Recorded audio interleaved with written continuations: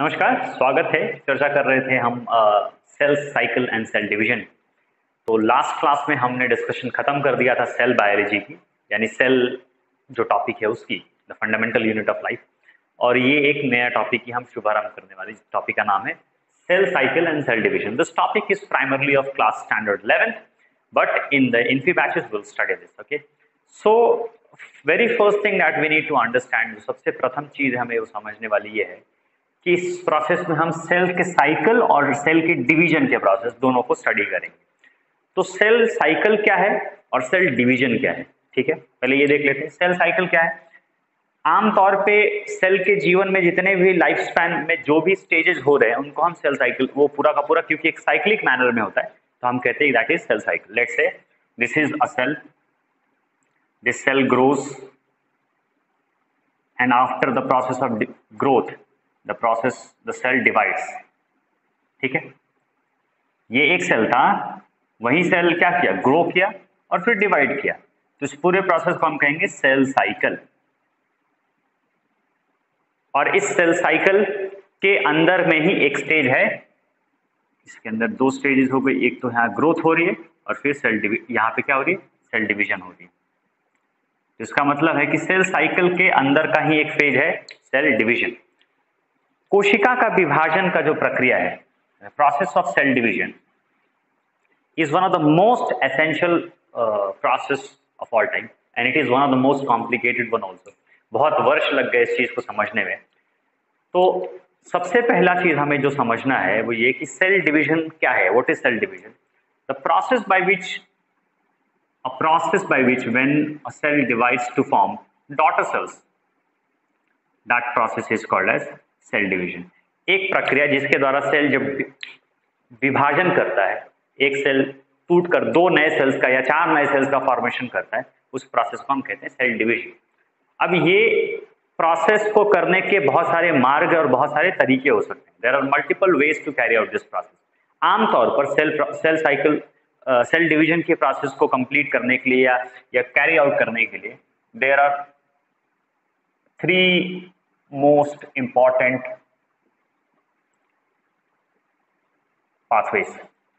तो आमतौर पे सेल डिवीजन करने के तीन मार्ग हो सकते हैं जिसके बारे में हम पढ़ेंगे। पहला है जिसको हम कहते हैं एमाइटोसिस, दूसरा है जिसको हम कहते हैं mitosis and the third one which is called meiosis. खैर, इस टॉपिक के अंदर में पहले तो हम आज ब्रीफिंग के बारे में ही डिस्कशन करेंगे कि इस टॉपिक के अंदर में हम क्या पढ़ने वाले हैं। जैसा कि मैंने आपको बताया, कोई भी सेल जो है वो डिवाइड क्यों करता है या डिवीजन के पीछे उसके क्या कारण होते हैं वो भी हम जानेंगे। लेकिन कोई भी सेल डिवाइड अगर करेगा तो उसके तीन ही प्रोसेस से वो कर सकता है, या तो एमाइटोसिस कर सकता है, या तो माइटोसिस कर सकता है, या तो मियोसिस कर सकता है। ठीक है, अब जरा इस चीज के इंपॉर्टेंस को समझते हैं कि सेल जो है वो डिवीजन की जो प्रोसेस है वो इतना इंपॉर्टेंट क्यों। Why the process of cell division is extremely important? You know, it was first identified by a scientist called Rudolf Virchow. Rudolf Virchow ने 1855 में एक स्टेटमेंट दिया था। कहानी कहीं ना कहीं वहीं से शुरू हुई। उन्होंने बोला था ओमनिस सेलुला ए सेलुला। उन्होंने बोला that all, omnis means all, cell is cellular, cellular is cellular, यानी सेल से सेल आते हैं। It means all cells arises from a pre-existing cell। जो भी धरती पे आज आप सेल देखते हैं वो किसी पुराने सेल से ही बना है। इसका मतलब ये है कि धरती पे सारे सेल्स का फॉर्मेशन किसी पुराने सेल से हुआ। जैसे फॉर एग्जांपल अगर मेरे बॉडी की बात करूं, मेरे बॉडी के सारे सेल्स सिर्फ एक सेल से बने हैं और उस सेल का नाम है जाइगोट। आपको पता ही है, ये जाइगोट जो है वो फर्दर जब डिवाइड करती है और बहुत सारा जब डिवीजन करती है तो इससे ये हजारों लाखों सेलों में कन्वर्ट हो जाती है। आमतौर पर अगर मैं अपनी बात करूं या एक नॉर्मल ह्यूमन एडल्ट की बात करूं तो उसके शरीर में तकरीबन 100 ट्रिलियन सेल्स हो सकते हैं। 100 trillion cells can be there in individual's body. It means that कि इतना सारा सेल सिर्फ एक सेल से बना है तो कैसे बना? डिवीजन कर करके ही बना है। तो cell division is a mean by which organism grows, organism repair their body parts, अपने जो भी उनके शरीर में जो वियर एंड टीयर्स होते हैं उसको वो रिपेयर करते हैं। लेकिन हर जीव के लिए सेल डिवीजन रिपेयर ग्रोथ का माध्यम नहीं होता है। कुछ सिंपल जीव जो आमतौर पे अगर मैं बात करूं यूनिसेलुलर ऑर्गेनिजम्स की, जो सिर्फ एक सेल से बने हैं, वो जीव के लिए सेल डिवीजन जो है वो उन जीवों के लिए, उन ऑर्गेनिजम्स के लिए cell division is not a mode of या is not a medium by which the cell repair itself. No, एक यूनिसेलुलर ऑर्गेनिज्म अगर वो डिवाइड करेगा तो सीधा it will reproduce. So for unicellular organism cell division is actually a means of reproduction for them. For unicellular organism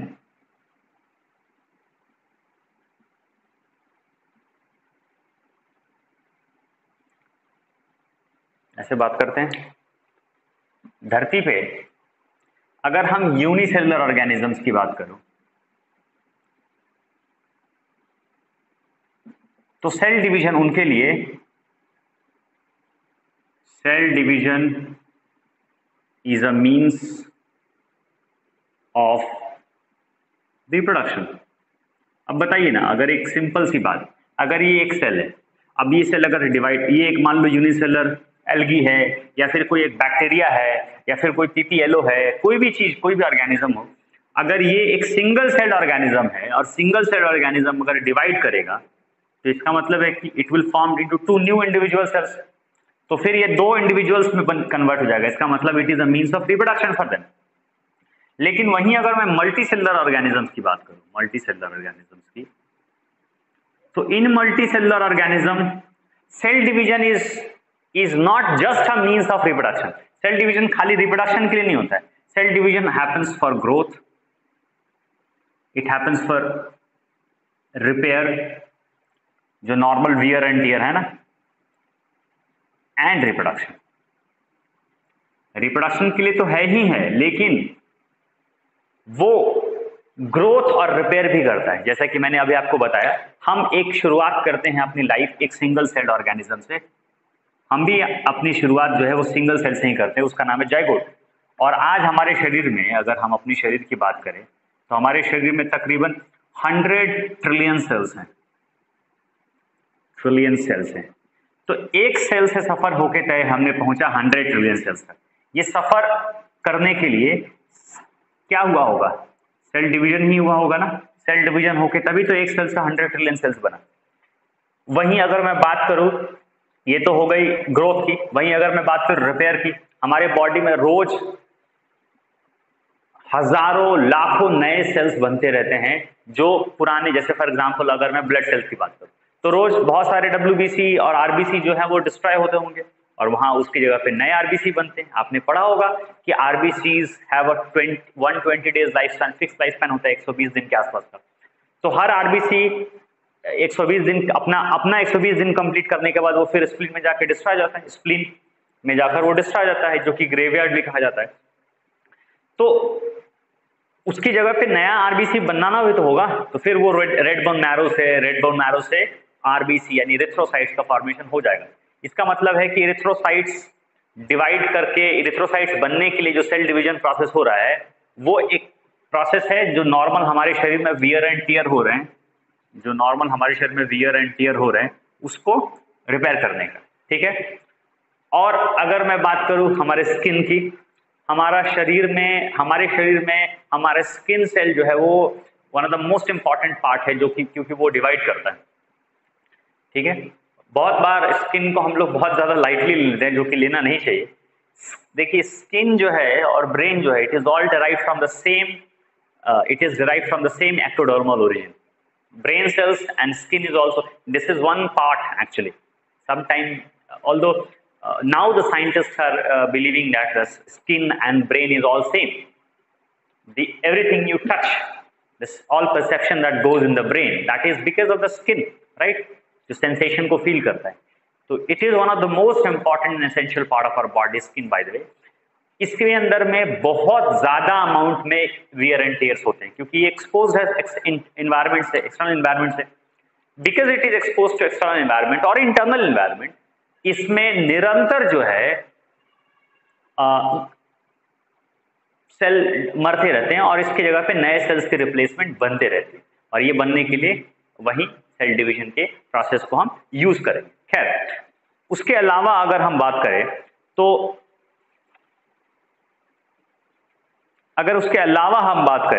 तो ये कि skin को रिपेयर करने के लिए, हमारे बॉडी में ब्लड सेल्स के फॉर्मेशन करने के लिए, हमारे बॉडी में और तमाम तरह की जो सेल्स हैं उसके रिपेयर करने के लिए सेल डिवीजन की प्रोसेस हो सकती है। इसके बाद रिप्रोडक्शन है। आप सबको पता है ह्यूमन बॉडी या कोई भी लिविंग ऑर्गेनिज्म जो है वो जब रिप्रोड्यूस करता है तो रिप्रोड्यूस करने के लिए वो गैमेट्स बनाता है। हम अपने बॉडी में गैमेट्स बनाते हैं, गैमेट्स यानी सेक्स सेल्स कहे जाते हैं।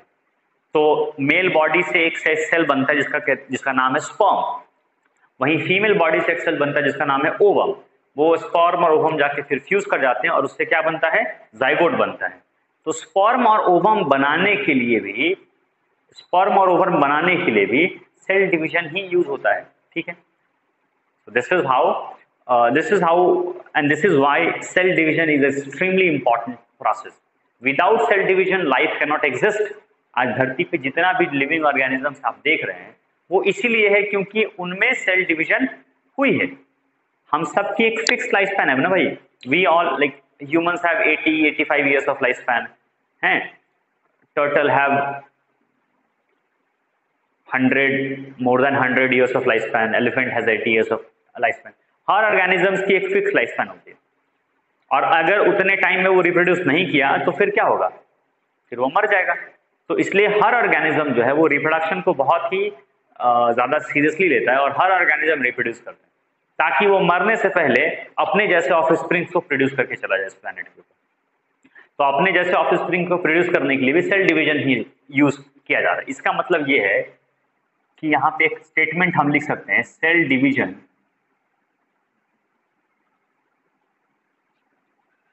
is essential for continuity। Life के कंटिन्यूटी के लिए सेल डिवीजन जो है वो एक बहुत ही इंपॉर्टेंट स्टेप है। उसको आप जरूर लिखते रहें। और बहुत बार पता नहीं कहाँ से फर्जी लोग बोलते रहते हैं कि सर आप लोग खुद से नोट्स बनाया करिए, कॉपी लेके बैठा कीजिए, फर्जी में वीडियो मत देखा कीजिए, ठीक है। keep a notebook and keep writing all the stuff that I'm writing on the board। बाद में फिर बोलते हो कि सर ने नोट्स में लिखा है, अरे भाई अब क्या करो, तुमको नोट्स बना के दे दो क्या। That should be your basic understanding कि आपको वो चीज खुद से लिखनी है, ठीक है। तो सेल डिवीजन क्या है, it is an essential, cell division is essential for continuity of life. Life की कंटिन्यूटी के लिए सेल डिवीजन इंपॉर्टेंट है, और ये बात बहुत पहले रुडोल्फ विर्को साहब ने कही थी, जिनका नाम है रुडोल्फ विर्को, जिन्होंने सेल थियरी दिया था। जैसा कि हमने सेल जो टॉपिक है उसमें ऑलरेडी इस चीज के बारे में वर्णन किया है और पढ़ा है इसके बारे में, ठीक है, ओके।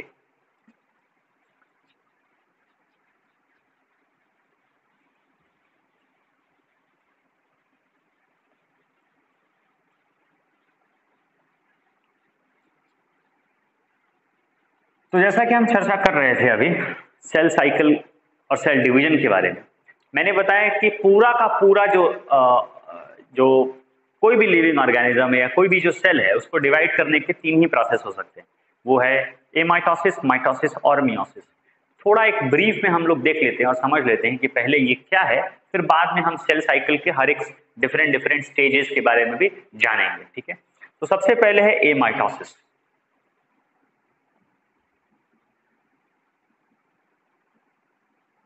असूत्री विभाजन कहते हैं इसको, ठीक है।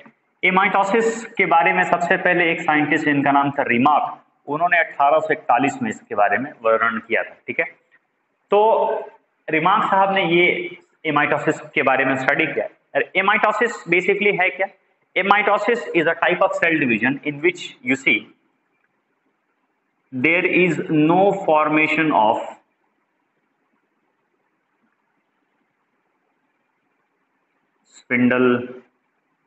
स्पिंडल फाइबर का फॉर्मेशन नहीं होता है, क्रोमोसोम, कोई विजिबल क्रोमोसोम भी नहीं दिखती है, ठीक है। ऐसा कुछ नहीं है कि कोई विजिबल क्रोमोसोम हो रहा है। बेसिकली क्या है, ये सेल है, इसके अंदर में मान लो ये न्यूक्लियस है, बिल्कुल मैं न्यूक्लियस बोल रहा हूँ क्योंकि ये एमाइटोसिस की प्रोसेस जो है वो प्रोकैरियोट्स में भी होती है और यूकैरियोट्स में भी होती है। बहुत बार इसको ऑलमोस्ट सिमिलर माना जाता है बाइनरी फिशंस के, लेकिन हालांकि है नहीं बाइनरी फिशन के सिमिलर। लेकिन प्रोकैरियोट्स और यूकैरियोट्स की अगर मैं बात करूं, यूकैरियोट्स में अगर अमीबा की बात करूं तो आपने सुना होगा कि अमीबा जो है वो बाइनरी फिशन के प्रोसेस के थ्रू जो है वो डिवाइड करता है। पैरामीशियम के बारे में आपने सुना होगा, वो मल्टीपल फिजन से डिवाइड करता है। तो खैर अमीबा की अगर मैं बात करूं, अमीबा एक यूकैरियोटिक ऑर्गेनिज्म है और यहाँ पे मैं उसी का उदाहरण ले रहा हूँ। या यीस्ट की बात करूं, अमीबा या यीस्ट, यीस्ट एक प्रकार का फंगस है, ठीक है। बडिंग यीस्ट की मैं बात कर रहा हूँ, यूनिसेलुलर यीस्ट की बात कर रहा हूँ, यूनिसेलुलर सिंगल सेल्ड यीस्ट की बात कर रहा हूँ। तो यहाँ पे देखिए ये एक अमीबा है और अमीबा में ये न्यूक्लियस है। ये डिवीजन करने के लिए, एमाइटोसिस के डिवीजन करने के लिए बेसिकली होता ही है कि जो सेल है इसका ये जो न्यूक्लियस है, ये न्यूक्लियस के अंदर में अपने आप जो क्रोमोसोम वगैरह है वो सेपरेट होते हैं बिकॉज ऑफ सम फाइबर्स इसमें ऑलरेडी प्रेजेंट होते हैं जो साइटोस्केलेटन के, वो फाइबर्स वगैरह को सेपरेट करते हैं। और न्यूक्लियस जो है वो एक डम्बल शेप लेता है इस प्रकार से, ऐसा, ठीक है। ऐसा नहीं होता जैसे हमारे अगर सेल डिवीजन की प्रोसेस में बात करूं तो पूरा न्यूक्लियस वगैरह डिसअपियर कर जाता है और पूरा का पूरा सेल डिवीजन की प्रोसेस इंटायर सेल में होती है। This process of cell division takes place on the whole cellular level, here this process does not takes place. यहाँ पे ऐसे कुछ भी बात नहीं होती है। न्यूक्लियस में सीधा न्यूक्लियस का डम्बल शेप में ऐसा प्रोलिफरेशन होता है और बाद में डम्बल शेप प्रोलिफरेशन होकर न्यूक्लियस क्या करता है, डिवाइड कर जाता है। ये न्यूक्लियस डिवाइड कर जाता है, ठीक है। तो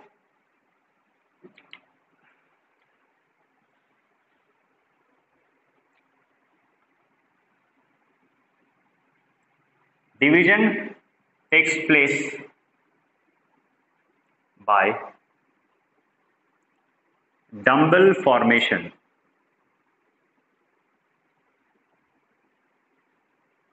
न्यूक्लियस, यानी सिंपली जो है वो न्यूक्लियस जो है वो पिंच ऑफ होके दो पार्ट में डिवाइड हो जाता है और उसके बाद लेटर ऑन फिर जो है वो साइटोकाइनेसिस होती है और फिर सेल भी जो है वो डिवाइड कर जाता है, ठीक है। जिसका मतलब ये पूरी के पूरे प्रोसेस जो है वो दो स्तर में कंप्लीट हो रही है। पहले हो रहा है कैरियोकाइनेसिस, कभी भी कैरियोकाइनेसिस से पहले होता है और उसके बाद होता है साइटोकाइनेसिस। यानी कि पहले karyon, the word karyon comes from the word nucleus, तो पहले न्यूक्लियस का, और काइनेसिस का मतलब होता है डिवीजन, तो पहले न्यूक्लियस का डिवीजन होता है दैट इज कैरियोकाइनेसिस, बाद में जो है वो साइटोप्लाज्म का डिवीजन होता है। देखिए न्यूक्लियस पहले डिवाइड किया, एक बार जब न्यूक्लियस डिवाइड कर जाता है तो फिर इसका पूरा का पूरा साइटोप्लाज्म जो है वो भी दो भागों में बंटकर डिवाइड हो जाता है और इस प्रकार से जो दो सेल्स का फॉर्मेशन हो जाता है। So karyokinesis will result in the formation of, karyokinesis will be followed by cytokinesis. Karyokinesis के बाद क्या होगा, साइटोकाइनेसिस, और फिर ये सेल डिवाइड कर जाएगा। कोई भी सेल डिवीजन में आमतौर पे यही दो स्टेप होती है, कैरियोकाइनेसिस और साइटोकाइनेसिस। तो एमाइटोसिस जो है वो कहां देखी जाती है, amitosis is seen in yeast, जो कि एक यूनिसेलुलर यूकैरियोट है, यूनिसेलुलर यूकैरियोट, ठीक है। It is seen in amoeba which is a unicellular eukaryote. हालांकि अमीबा जो है वो बिलोंग करता है प्रोटिस्टा से, है ना, और यीस्ट जो बिलोंग करता है वो बिलोंग करता है किससे, फंगस से। तो टेक्निकली अगर देखा जाए तो अमीबा से ज्यादा डेवलप होता है यीस्ट, है ना। हमने बात किया था ना टैक्सोनॉमिकल हायरार्की में कि मोनेरा पहले आता है, उसके बाद आता है प्रोटिस्टा, उसके बाद आता है फंगस, उसके बाद आता है प्लांटी, उसके बाद आता है animal. Monera, Protista, Fungi, Plantae, animal. तो यहाँ पे amoeba belongs to the protistan family, protistan kingdom, and yeast belong to the fungus kingdom. Sorry. तो इस प्रकार से हमने एक एमाइटोसिस के प्रोसेस को देख लिया। अब जो हम मोस्ट इंपॉर्टेंट जो प्रोसेस हम देखने वाले हैं वो देखने वाले हैं, इसमें कुछ प्रोकैरियोट्स के भी मैं एग्जांपल लिख देता हूं, बाय द वे कुछ प्रोकैरियोट्स के भी एग्जांपल लिख देता हूं, जैसे कि बैक्टीरिया, जैसे पीपीएलओ, है ना, cyanobacteria, blue green algae, etcetera etcetera, है ना। साइनोबैक्टीरिया को ही ब्लू ग्रीन एल्गी कहा जाता है वैसे, ठीक है। और पीपीएलओ तो पता ही है आपको, प्लूरोनिमोनिया लाइक ऑर्गेनिज्म, जो सबसे स्मॉलेस्ट सेल होता है धरती पे, ठीक है, काइंड ऑफ प्रिमिटिव फॉर्म है बैक्टीरिया का ही एक, ठीक है। तो इस प्रकार से हमने डिस्कशन कर लिया। अब एक इसमें मैं यहाँ पे आपके सामने एक फ्रेम करता हूँ, एक क्वेश्चन फ्रेम करता हूँ।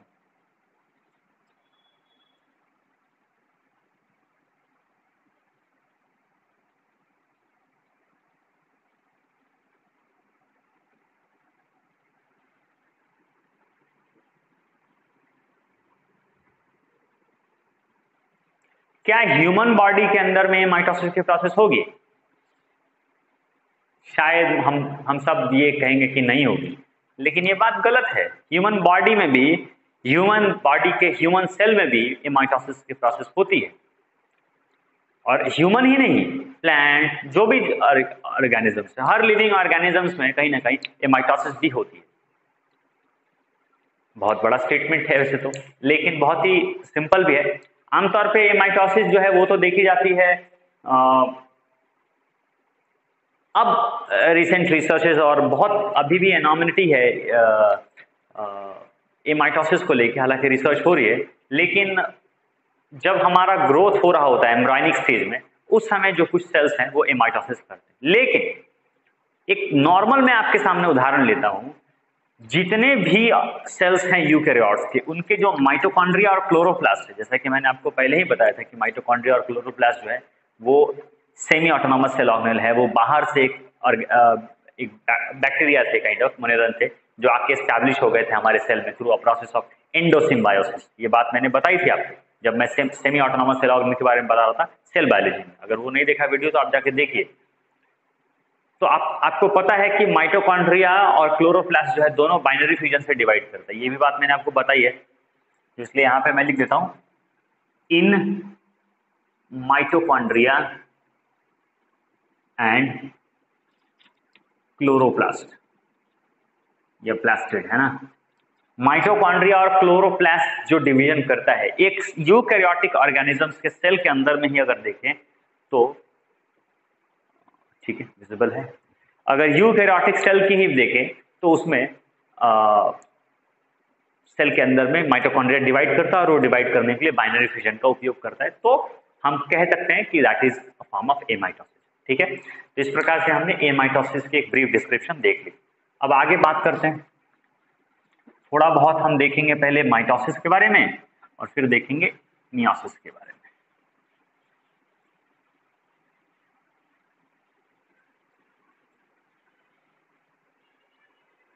शुरुआत करते हैं सबसे पहले माइटोसिस। इसको कहते हैं सूत्री विभाजन। सूत्री विभाजन का मतलब यहाँ पे आमतौर पे क्रोमोसोम से है, और ये क्रोमोसोम को गुणसूत्र कहते हैं, तो उससे वो सूत्र और सूत्री विभाजन इसको कहते हैं। माइटोसिस और मियोसिस के बारे में आई थिंक मैंने शायद एक्सप्लेन किया था, लेकिन थोड़ा सा यहाँ पे आपको एक बता देता हूँ ब्रीफ डिस्क्रिप्शन। इसको इक्वेशनल डिवीजन कहा जाता है, कहते हैं हम इसको इक्वेशनल डिवीजन। क्यों कहते हैं इसको इक्वेशनल डिवीजन? कोई भी सेल आमतौर पर जो होती है उसमें जो क्रोमोसोम्स प्रेजेंट होती है, ये सब बात मैं आपको पहले बता चुका हूं, जो क्रोमोसोम्स प्रेजेंट होती है, यहाँ पे एक पेयर ऑफ क्रोमोसोम प्रेजेंट है, ठीक है। तो क्योंकि यहाँ पे एक पेयर्ड क्रोमोसोम है, ये एक डिप्लॉइड सेल है। हालांकि मैं आपको एक्सप्लेन बाद में और भी डिटेल में करूंगा कि ये डिप्लॉइड कैसे बनता है, हैप्लॉइड कैसे बनता है और ये क्या चीजें हैं, लेकिन मान के चलिए कोई भी एक डिप्लॉइड सेल, अगर डिप्लॉइड सेल 2n सेल है, और वो अगर डिवाइड कर रहा है और डिवीजन के बाद उससे दो डॉटर सेल्स बन रहे हैं, ठीक है, 2 डॉटर सेल्स। किसी बच्चे ने तो मेरे से प्रश्न पूछा था कि भाई डॉटर सेल्स ही क्यों कहते हैं, सन सेल क्यों नहीं कहते हैं? अरे मेरे बाप, ये एक तो पहली बात तो बहुत ही फर्जी प्रकार का प्रश्न है, लेकिन ठीक है, अगर आपकी अंडरस्टैंडिंग वैसी है तो आप समझ सकते हैं कि देखिए कोई भी डिवीजन में डॉटर या इस सेल को मदर सेल क्यों कहते हैं? अब ये मदर सेल क्या जाता है आमतौर पर, क्योंकि जनन या प्रजनन की जो क्षमता होती है, रिप्रोडक्शन या बर्थ देने की या लाइफ मतलब वंश को आगे बढ़ाने के लिए जो क्षमता होती है वो जनरली फीमेल्स के पास ही होती है, ठीक है।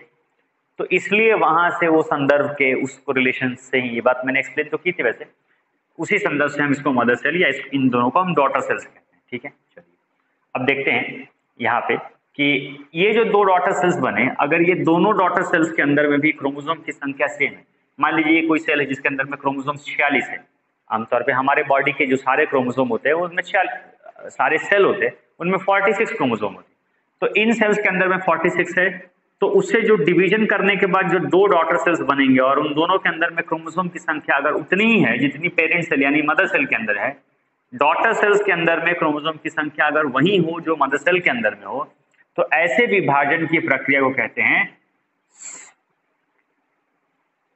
सूत्री विभाजन या समसूत्री विभाजन कहना चाहिए वैसे तो, समसूत्री इक्वेशनल डिवीजन। ठीक है, so number of chromosome is same after a division. Division के बाद अगर क्रोमोसोम की संख्या सेम हो तो ऐसे विभाजन की प्रक्रिया को हम कहते हैं माइटोसिस। ये कौन सा प्रकार का सेल डिवीजन है? ये है माइटोसिस। ये प्रोसेस माइटोसिस की होगी कहां? हमारे बॉडी में जितना भी रिपेयर ग्रोथ हो रहा है वो सब का सब माइटोसिस ही है। स्किन की जगह पे स्किन ही आता है ना, ऐसा तो नहीं है कि स्किन अगर रिपेयर होकर वहां पे स्पर्म सेल बन जाएंगे, ऐसा तो नहीं होगा। या आप चाहेंगे कि स्किन डिवाइड करके स्किन की जगह पे कुछ अलग टाइप के सेल्स आ जाए, नर्व सेल आ जाए, नहीं ना। तो जैसे सेल है वो आइडेंटिकल सेल्स प्रोड्यूस करता है, इसलिए माइटोसिस जो सेल डिवीजन है it produces identical cells, identical daughter cells. इन सेल्स में वेरिएशन जो है वो बहुत ही मिनिमल होता है, it is very very less और ऑलमोस्ट नॉट प्रेजेंट। ठीक है, तो माइटोसिस इक्वेशनल डिवीजन है और इससे आइडेंटिकल डॉटर सेल्स बनते हैं। इस बात की खोज जो है ये कि माइटोसिस से इक्वेशनल सेल्स बनते हैं उनमें, ये सारा जो है इसकी खोज जो है एक साइंटिस्ट ने की जिनका नाम था वॉल्टर फ्लेमिंग। ये अलेक्जेंडर फ्लेमिंग नहीं है जिन्होंने एंटीबायोटिक की डिस्कवरी की थी। ठीक है, वॉल्टर फ्लेमिंग जो थे वो एक बहुत ही इंपॉर्टेंट व्यक्ति थे क्योंकि उन्होंने माइटोटिक सेल डिवीजन की खोज की थी, शायद आई थिंक सलामांडर के अंदर में की थी। Salamander is a type of, you can say it is a type of amphibia, it is a type of amphibia. Okay, तो वॉल्टर फ्लेमिंग जो है ही discovered the process of mitosis, and in fact he also coined the term mitosis. And not only he coined the term mitosis, he coined the term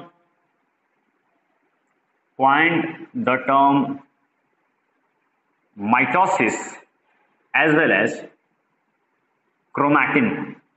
नाम तो सुना ही होगा chromatin का आपने, है ना? क्या होता है chromatin? I think you know that. ठीक है, तो ये है माइटोसिस। माइटोसिस कहां होती है? It takes place in our somatic cells. ये माइटोसिस के सेल डिवीजन की प्रोसेस कहां होगी? Mitosis takes place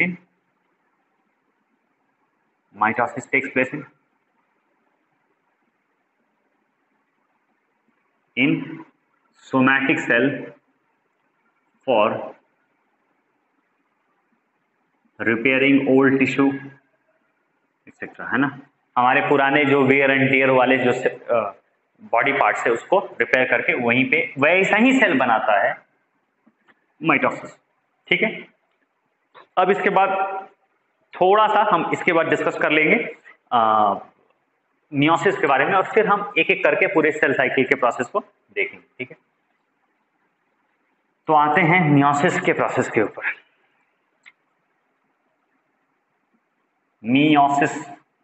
meiosis Greek एक वर्ड से है जिसका अर्थ एक्चुअली होता है लेसनिंग, यानी कम होना, इसीलिए इसको हम रिडक्शनल डिवीजन भी कहते हैं, या अगर हिंदी में मैं आपके सामने बोलूं तो इसको अर्धसूत्री विभाजन कहते हैं, अर्धसूत्री विभाजन। ठीक है, I hope that is clear to you, reductional division. ठीक है, कोई भी एक 2n सेल अगर डिवाइड करके और उससे 4 डॉटर सेल्स का फॉर्मेशन, कितने? 4. When one mother cell divides to form 4 daughter cells which are having half the number of chromosome as them, उनके कंपैरिजन में उनमें आधा नंबर ऑफ क्रोमोसोम होता है, तो वैसे सेल डिवीजन को हम कहते हैं मियोसिस. और ये मियोसिस की प्रोसेस में अगर मान लीजिए किसी सेल के अंदर में 46 क्रोमोसोम है, किसी जीव के अंदर में, किसी सेल के अंदर में, तो इस सेल में 46 है, तो जो डॉटर सेल्स बनेंगे उन सब के अंदर में क्रोमोसोम की संख्या क्या हो जाएगी? आधा, यानी कि आधा, यानी कि half. It will be half, it will be only 23. इसका मतलब अगर ये सेल डिप्लॉयड है तो हम ऐसे सेल्स को कह सकते हैं हैप्लॉयड. हैप्लॉयड, ठीक है. क्योंकि क्रोमोसोम की संख्या घटकर आधी हो गई, तो यहां पे मैं लिख देता हूं number of chromosome reduces to half. ठीक है. इट कंप्लीट्स इन 2 स्टेप्स या 2 फेज. 2 स्टेप्स लिख देता हूं. It completes in 2 steps. ठीक है, 2 फेज लिखते हैं. It completes in 2 phases. ठीक है, दैट इज मियोसिस 1 आणि मियोसिस 2. तो ये 2 स्तर में कंप्लीट होता है, 2 फेज में कंप्लीट होता है मियोसिस की प्रोसेस. Meiosis 1 and meiosis 2. यहां पे आपको वो नहीं दिख रहा होगा, इसकी चर्चा हम विस्तृत करेंगे जब हम करेंगे लेटर ऑन. ठीक है, फिलहाल तो हम यहाँ पे एक देख लेते हैं कि एक सेल डिवाइड करके उससे 4 हैप्लॉइड डॉटर सेल्स बने, यानी आधे जो सेल्स के अंदर में क्रोमोसोम की संख्या आधी होती है. यानी कि क्रोमोसोम्स की अगर मैं बात करूं तो क्रोमोसोम्स इसमें पेयर्ड होगा और यहां सारे क्रोमोसोम क्या होंगे? अनपेयर्ड होंगे. सो और द 4 हैप्लॉइड सेल्स या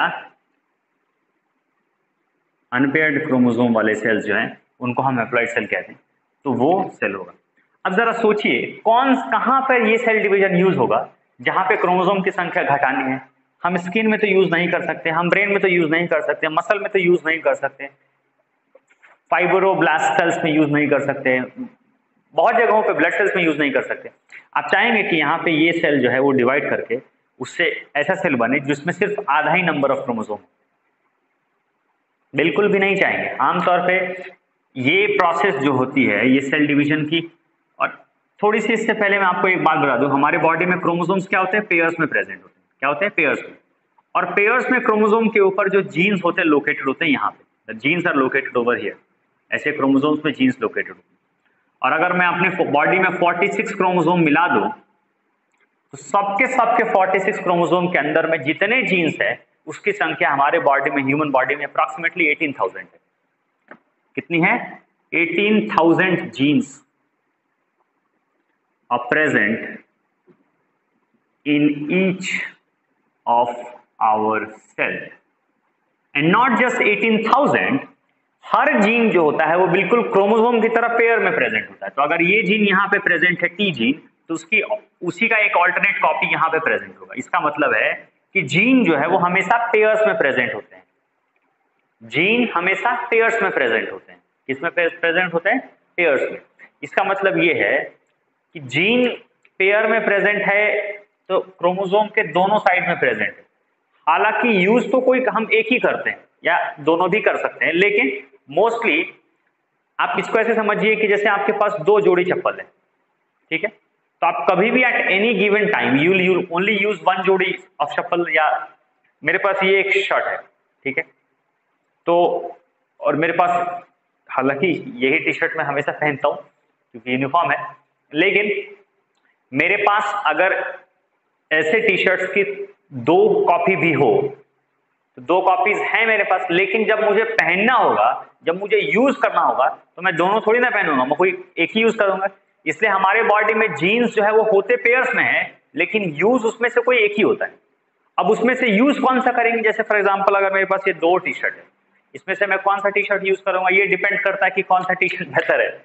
जो टी शर्ट गंदा रहेगा उसको हम नहीं पहनेंगे, जो टी शर्ट साफ रहेगा उसको हम पहनेंगे। जो टी शर्ट लूज होगा या जो टी शर्ट की फिटिंग अच्छी नहीं होगी वो मैं नहीं प्रयास करूंगा पहनने का। जो टी शर्ट की फिटिंग अच्छी होगी मैं कोशिश करूंगा वो टी शर्ट पहनने। सेम चीज जीन्स के साथ भी है। जीन्स पेयर्स में होते तो हैं, लेकिन वो जीन जो बेहतर है, जो जिसके अंदर में कुछ एरर नहीं है, ये आपके बॉडी में जीन्स ऐसे क्यों प्रेजेंट है? आपके बॉडी में आपके पास इतने एक ही कपड़े क्यों नहीं होते? क्योंकि आप हमेशा बैकअप लेके चलेंगे ना। उसी प्रकार से हमारे बॉडी में जीन्स भी बैकअप रखता है कि अगर एक जीन डैमेज भी हो गया है, उसमें कुछ इश्यू भी हो गया, तो जो उसका ऑल्टरनेट पेयर है उससे वो काम चला लेगा, है ना। किडनी में हमारे बॉडी में 2 है, हालांकि एक से भी काम चल सकता है और बहुत अच्छे से काम चल सकता है, कुछ इश्यू नहीं होता, लेकिन फिर भी 2 है ताकि वो हमारे बॉडी में बिल्कुल बेहतरी से काम चले। कुछ अगर एक डैमेज भी होता है, कुछ इश्यू भी होता है, तो एक है जो फंक्शन कर सकता है। लीवर के अंदर में भी बहुत सारे लोब्स होते हैं, 1 लोब 2 लोब 3 ऐसे बहुत सारे मल्टीपल लोब्स भी होते हैं। तो किसी एक, और वो कहीं ना कहीं थोड़ा थोड़ा बाइफर्केटेड रहता है, वो डिवाइडेड रहता है। तो अगर कोई एक लोब डिवाइड हो, उसके अंदर कुछ इश्यू हुआ, तो फिर और भी बहुत सारे लोब्स हैं जो ठीक है, तो उसको अगर निकाल भी दिया तो आप जीवित रह सकते हैं, चल सकता है काम आपके शरीर। इस तरीके से बहुत डिजाइन करके शरीर को डेवलप या बनाया गया है। तो खैर जीन्स जो है वो पेयर्स में प्रेजेंट होते हैं। अब ये अगर एक जीन की बात करूं, इसमें की एक कॉपी की जीन की बात करूं, तो ये जीन ऐसा नहीं है कि ये जीन ये डीएनए का एक सेगमेंट है, या मैं ऐसे बनाता हूं आपके सामने सेगमेंट, तो ज्यादा फील आएगा, है ना।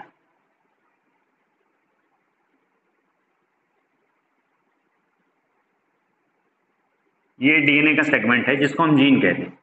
एक कोई भी डीएनए का एक पर्टिकुलर सेगमेंट जो एक प्रोटीन बनाता है या जो एक इंफॉर्मेशन को कोड करता है, जो एक कैरेक्टर के लिए रिस्पॉन्सिबल होता है, एक्सप्रेशन के लिए, उसको हम एक जीन कहते हैं। A particular segment of the DNA that is responsible for expression of a particular protein और expression of a particular trait, एक पर्टिकुलर गुण के लिए जो रिस्पॉन्सिबल होता है, उसको हम कह सकते हैं कि दैट इज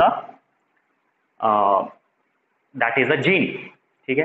तो ये जीन जो है, जो यहाँ पे आप देख रहे हैं, ये जीन में डीएनए प्रेजेंट है। ये डीएनए जो है, इसका ऐसा नहीं है कि ये जीन के अंदर में ये वाला आधा डीएनए होगा, जो कि आमतौर पर अंडरस्टैंडिंग होती है, और इधर वाला आधा होगा।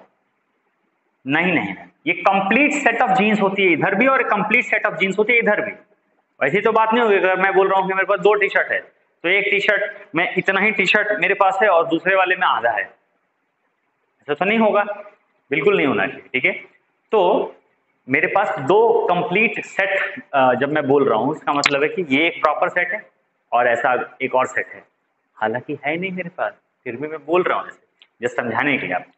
तो बहुत मारा मारी है टी शर्ट के लिए, तो सिर्फ समझाने की मेरी बात यहाँ पे ये है कि जिस प्रकार से हमारे बॉडी में हर जीन्स की 2 कॉपीज प्रेजेंट होती है, यानी ये पेयर में प्रेजेंट होता है, सिमिलरली उसी प्रकार से क्रोमोसोम भी हमारे बॉडी में पेयर्स में प्रेजेंट है।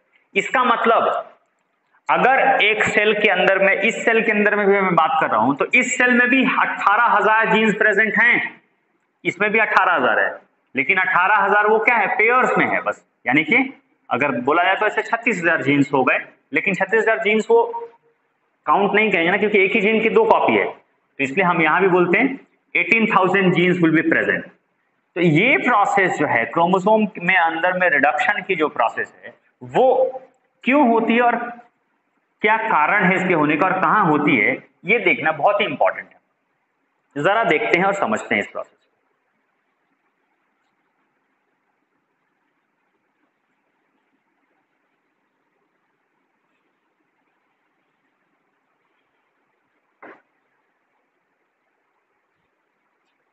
ठीक है, तो फटाफट देखते हैं और समझते हैं।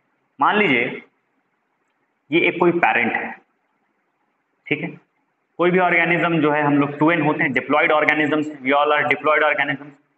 ये कोई फीमेल है, ठीक है, ये भी डिप्लॉयड है, 46 क्रोमोसोम इनमें भी है, 46 क्रोमोसोम इनमें भी है। इनके अगर सेल को देखें तो हर सेल क्या है, पेयर में प्रेजेंट है। ये पेयर्ड क्रोमोसोम है, पेयर्ड क्रोमोसोम। यहां भी सारे सेल्स जो है वो पेयर्ड क्रोमोसोम। यानी कि हर जीन के 2 कॉपी यहाँ भी है और हर जीन की 2 कॉपी यहाँ भी। अब मैं क्रोमोसोम को एक ही बनाता हूँ आपके सामने और बड़ा बना देता हूँ ताकि आप समझ सकें,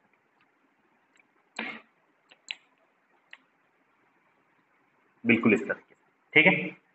अब इसमें इनके पास जितने भी जीन्स के सेट हैं, अब रिप्रोडक्शन कैसे होता है? रिप्रोडक्शन होता है व्हेन 2 ऑर्गेनिजम्स जो है रिप्रोडक्शन, जो सेक्सुअल रिप्रोडक्शन की प्रोसेस है, इसमें 2 पेरेंट्स की रिक्वायरमेंट होती है, ठीक है। और सेक्सुअल रिप्रोडक्शन में क्या होता है? गैमेट प्रोड्यूस होते हैं। अगर आमतौर पे ये जो 2 सेल्स, ये ऑर्गेनिज्म क्या होगा? प्रोड्यूस करेगा स्पर्म। क्या प्रोड्यूस करेगा? स्पर्म। और ये क्या प्रोड्यूस करता? ओवम। एक बात बताइए, स्पर्म और ओवम आप जानते हैं ना हैप्लॉइड होता है। Sperm and ovum both are haploid in nature. इसका मतलब ये है कि दोनों के अंदर में हाफ नंबर ऑफ क्रोमोसोम, इससे बना स्पर्म, ये है स्पर्म, ठीक है। तो इसमें सारे के सारे 18,000 जीन्स आपने कैरी कर दिए, क्योंकि reproduction is a process by which we transfer our genes, है ना। मदर और फादर से जीन्स ट्रांसफर होकर किस में आते हैं? ऑफस्प्रिंग के अंदर आते हैं।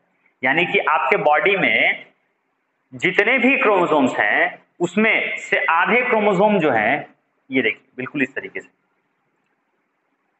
स्पर्म है और यहां उससे ओवम बना, ठीक है। तो पहले 2n सेल को हमने रिड्यूस करके n बनाया। क्यों? क्योंकि अगर ये 2 सेल्स को फ्यूज कर देंगे तो उससे 4n बन जाएगा, फिर 4n को क्रॉस कराएंगे तो उससे 6n, 8n, 10, ऐसे तो क्रोमोसोम नंबर बढ़ते बढ़ते बढ़ते बढ़ते अब तक तो कितना क्रोमोसोम हो जाएगा। इस चीज को कंपनसेट करने के लिए, इस चीज से उलझने के लिए, या हम कह सकते हैं इस चीज का सोल्यूशन ये है कि हम किसी भी सेल के पहले क्रोमोसोम की संख्या को आधी कर देते हैं। देखिए आधी कर दी गई। आधी करने का फायदा यह है कि आधे में भी जीन्स तो सब हैं लोकेटेड, एक एक पेयर तो है, मतलब एक एक कॉपी तो है सारे जीन्स की कॉपी, और इधर से भी मदर के सारे एक एक कॉपीज जो है जीन्स के आ जाएंगे। अब बाद में हम डिस्कशन करेंगे, वो सब 10th के अंदर में डिस्कशन करेंगे कि जीन्स की कॉपी में क्या है, एलीलिक पेयर क्या है, नहीं है, that will discuss in 10th standard. लेकिन पूरा का पूरा क्रोमोसोम जो है वो 23 इधर से आ गया और 46 में से 23 इधर आ गए, 23 इधर आ गए। तो क्रोमोसोम जो है यहाँ पे वो रिड्यूस इसलिए होता है ताकि जब इसमें फ्यूजन हो और इससे जब एक डिप्लॉयड सेल का फॉर्मेशन हो तो उसके हर क्रोमोसोम के अंदर, जैसे यहाँ पे अब ये जो क्रोमोसोम बना, इसमें ये जो क्रोमैटिड आर्म है, it is coming from where? It is coming from paternal side. This chromatid arm is from paternal side, right. 8 में हालांकि ऐसे मैंने पढ़ा दिया था। और यहाँ पे ये जो क्रोमोसोम है, इधर से ये जो क्रोमैटिड आर्म है, this is coming from maternal side, ठीक है। तो क्योंकि क्रोमोसोम के अंदर में एक क्रोमैटिड आर्म जो है, हर क्रोमोसोम जो हमारे बॉडी में पेयर्स में है, उसमें से आधा जो साइड है वो आया है कहां से? फादर से, और वो हाफ साइड आया है मदर से। अब यहाँ पे हर जीन की आपके पास फिर से 2 कॉपी हो गई, तो उस कॉपी में जो फादर के साइड से आया और जो मदर के साइड से जो जीन्स आया है, उस दोनों में से अब देखना ये है, ठीक है। अब ऐसे समझिए कि आपके फादर के पास 2 पेयर ऑफ टी शर्ट थे, आपकी मदर के पास 2 पेयर ऑफ टी शर्ट थे, ठीक है। उसमें वो टी शर्ट आइडेंटिकल नहीं कह सकते कि वो बिल्कुल आइडेंटिकल थे, उसमें थोड़ा बहुत डिफरेंस हो सकता है, लेकिन अब वो रैंडमली उनमें से कोई एक टी शर्ट इधर से, और आपको 2 टी शर्ट चाहिए, बिल्कुल हर ऑर्गेनिज्म जो है उसके पास 2 ही होना चाहिए क्रोमोसोम, तो आप टी शर्ट से समझिए यहाँ पे। तो फादर के साइड से आपको एक टी शर्ट की कॉपी आई और मदर के साइड से आपको एक टी शर्ट की कॉपी आई, और ये दोनों टी शर्ट हमेशा एक साथ प्रेजेंट रहेंगे। अब आपके पास 2 कॉपीज हो गए टी शर्ट की, तो आप वो टी शर्ट में से कौन सा टी शर्ट यूज करोगे? जो टी शर्ट बेहतर होगा, चाहे फादर की हो चाहे मदर की हो। अब यहाँ पे कोई बायसनेस नहीं है कि फादर ने इसको अच्छा दिया उसका, नहीं नहीं नहीं, वो रैंडम प्रोसेस है जो हमारे क्रोमोसोमल उनके कंट्रोल में नहीं है, वो बस जीन्स हमारे बॉडी में आ रहे हैं। तो अब उन दोनों टी शर्ट्स में जो बेहतर होगा हमारा बॉडी यूज करेगा, और अगर खराब वाला आ गया तो अब दोनों भी खराब हो गए, तो आपको फिर खराब ही पहनना होगा। और अगर मान लो एक खराब आया और बेहतर आया तो हम हमेशा बेहतर यूज करेंगे, तो उस आदमी को बिल्कुल फर्क नहीं पड़ेगा कि कुछ उस पर खराब टी शर्ट, बिल्कुल फर्स्ट क्लास लाइफ चलेगी उसकी। वैसे ही क्रोमोसोम के अंदर में भी जीन्स के 2 पेयर इसलिए होते हैं क्योंकि एक पेयर मदर साइड से आता है और एक पेयर फादर साइड से आ रहा है, ठीक है ना। सॉरी, एक पेयर कहने का मतलब है कि एक पार्ट मदर से आ रहा है और एक पार्ट फादर से आ रहा है। इसका मतलब ये जो पेयर बना, अब इस पेयर में यहाँ पे आप देखिए मैंने यहाँ कैपिटल T लिखा है। Capital T represents the dominant form, तो ये बेहतर है, तो ये एक्सप्रेस करेगा, तो कैरेक्टर इसके जैसा होगा।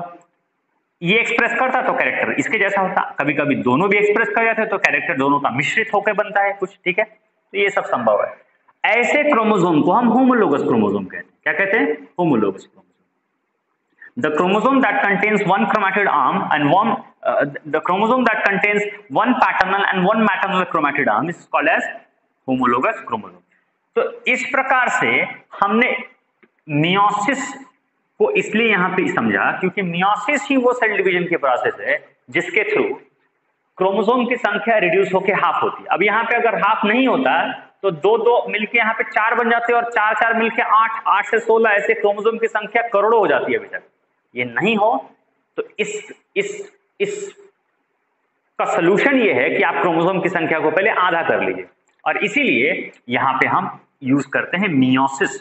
तो मियोसिस कब फॉर्मेशन होगा बताइए सब लोग मिलके। Meiosis can be used only during gametogenesis. Meiosis की जो प्रोसेस है वो एक्सक्लूसिव है सिर्फ और सिर्फ गैमेटोजेनेसिस के लिए, यानी कि गैमेट फॉर्मेशन के लिए। गैमेटोजेनेसिस, जेनेसिस का मतलब उत्पन्न होता है और गैमेट का मतलब समझ ही रहे हैं, स्पर्म और ओवम। गैमेट होता है यानी कि सेक्स सेल्स। सेक्स सेल्स के फॉर्मेशन के लिए जो process of cell division use किया जाए उसको हम कहेंगे meiosis. So this is called gametogenesis. This can be of 2 types, spermatogenesis and oogenesis, यानी कि स्पर्म के फॉर्मेशन और ओवम के फॉर्मेशन। यहां देखिए oogenesis हो रही है और oogenesis होके वो oogenesis भी मियोसिस है और स्पर्मेटोजेनेसिस भी गैमेटोजेनेसिस में मियोसिस की प्रोसेस है।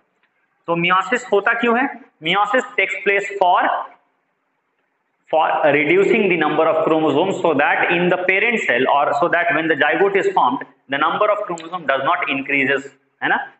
To maintain the number of chromosome the process of meiosis takes place। ये इसका सही आंसर होगा। The process of meiosis takes place in the during the process of gametogenesis to maintain the number of chromosome in the next generation। हमारे body में 46 है और sexual reproduction में 2 organisms के सेल्स मिल रहे हैं, तो 46 मिलके कितना हो जाएगा? 46 दूनी कितना होता है भाई? 92 हो जाएगा। तो अगला जनरेशन में 92 क्रोमोसोम हो जाएगा।